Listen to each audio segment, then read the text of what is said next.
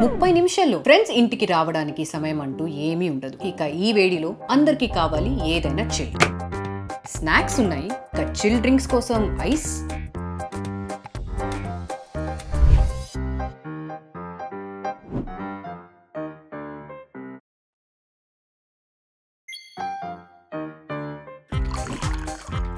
మన లాయిడ్ రెఫ్రిజిరేటర్తో నేను ఉంటాను. ఎప్పుడు ఐస్ సిద్ధంగా ఉంటుంది, అది కూడా 29 minutesలోనే.